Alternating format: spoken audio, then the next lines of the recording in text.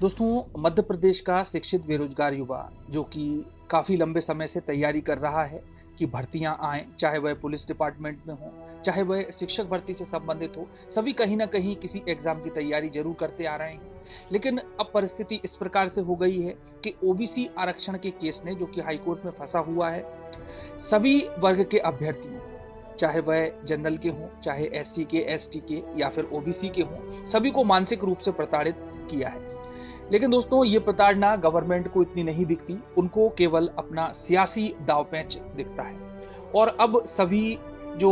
दल हैं, चाहे हम कांग्रेस की बात करें, चाहे हम बीजेपी की बात करें या अन्य दलों की बात करें, सभी श्रेय लेने की कोशिश कर रहे हैं कि 13% का जो आरक्षण है, यदि कोर्ट से किसी तरह जीत जाते हैं तो उनको इसका श्रेय मिल जाए, और इसके लिए लगातार प्रयास कर रहे हैं। अब दोस्तों, कमलनाथ जी की सरकार ने स्टार्टिंग में बिना कुछ जाने और बिना कुछ समझे 27% आरक्षण कर दिया, और उसका परिणाम ये हुआ कि ये मामला अभी तक नहीं सुलझ पाया और कोर्ट में चला गया।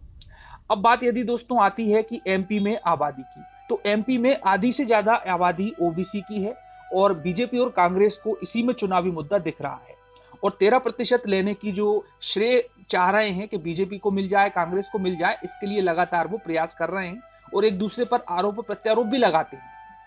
तो कांग्रेस ने ओबीसी आरक्षण 14 से बढ़ाकर 27% किया, लेकिन शिवराज सरकार के कोर्ट ने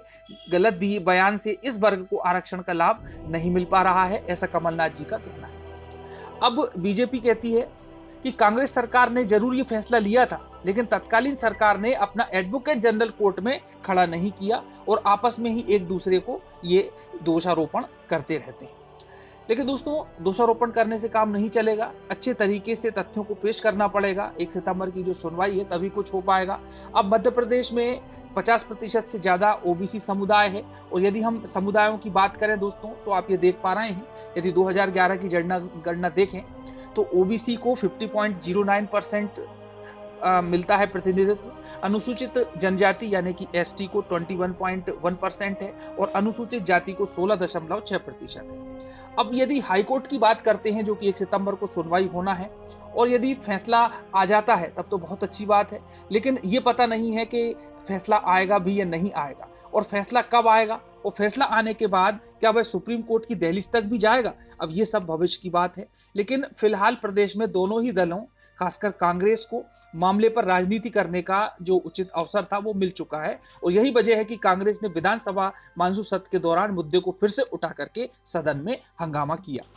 अब दोस्तों, एक एंगल तो ये है कि दोनों आपस में एक दूसरे पर आरोप लगा रहे हैं और प्रत्यारोप लगा रहे हैं। अब दूसरा एंगल इसका ये है कि मध्य प्रदेश हाईकोर्ट में दायर हलफनामा की प्रस्तुत किया गया, और जो हाईकोर्ट पिछले करीब 2 साल से राज्य में ओबीसी आरक्षण की सीमा बढ़ाने की सुनवाई कर रहा है, तो सरकार ने कोर्ट में जो हलफनामा दायर किया उसमें कहा है कि मध्य प्रदेश में ओबीसी की आबादी 50.09% है। ओबीसी की आबादी के ये जिलेवार आंकड़े आधिकारिक रूप में पहली बार रिकॉर्ड सामने आए हैं, जैसा कि मैंने आप लोगों को बताया था कि जनगणना की गई थी, और जैसे ही इस हलफनामे की बात बाहर आई तो कांग्रेस को इसमें हवा देने का मौका मिल गया और उसने बीजेपी सरकार को घेरा। चलिए दोस्तों, ये तो हुए दो पक्ष। अब बात कर लेते हैं कि गवर्नमेंट की तैयारी कैसी है। तो जैसा कि मैंने आप लोगों को पहले भी बताया कि दिल्ली में तुषार मेहता जी से मिले, रविशंकर प्रसाद जी से मिले, और वही जो है इसकी पैरवी करने वाले हैं, और उनके साथ कई बैठक भी हो चुकी है।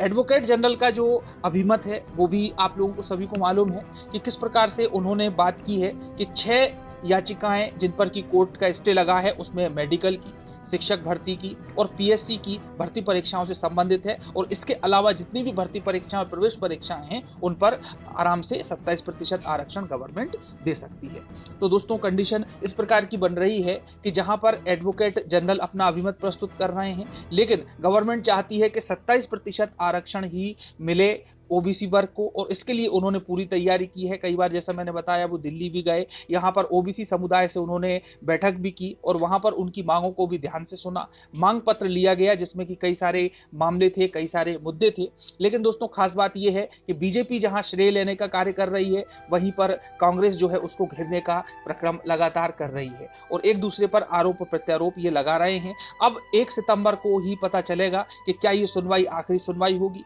क्या कोर्ट का डिसीजन आ जाएगा। और यदि कोर्ट का डिसीजन 27% के पक्ष में आता है तो बहुत अच्छी बात है, और यदि उन्होंने मना किया कि 14% ही रखा जाएगा तो निश्चित रूप से गवर्नमेंट सुप्रीम कोर्ट में जाएगी और ये केस जो है फिर से उलझ जाएगा। लेकिन दोस्तों स्थिति ये है कि इस उलझन में सबसे अधिक परेशानी होगी शिक्षक भर्ती में चयनित अभ्यर्थियों को, एमपीपीएससी में चयनित होने वाले और परीक्षा की तैयारी करने वाले अभ्यर्थियों को, और जो मेडिकल की तैयारी कर रहे हैं उन सभी विद्यार्थियों को। तो दोस्तों एक लाखों संख्याओं का ग्रुप जो है इसमें जुड़ा हुआ है, जो कि ओबीसी समुदाय से तो संबद्ध है ही, साथ में ही दूसरे अन्य वर्ग एससी एसटी और जनरल भी इसकी मार से नहीं बच पा रहे हैं। अब दोस्तों फैसला जो भी होगा वह तो 1 सितंबर को ही क्लियर होगा और उसके बाद में ही क्रिस्टल क्लियर रिजल्ट बिल्कुल सामने आ जाएगा। तो दोस्तों मिलते हैं इसी जानकारी के साथ अगले वीडियो में। धन्यवाद। जय हिंद।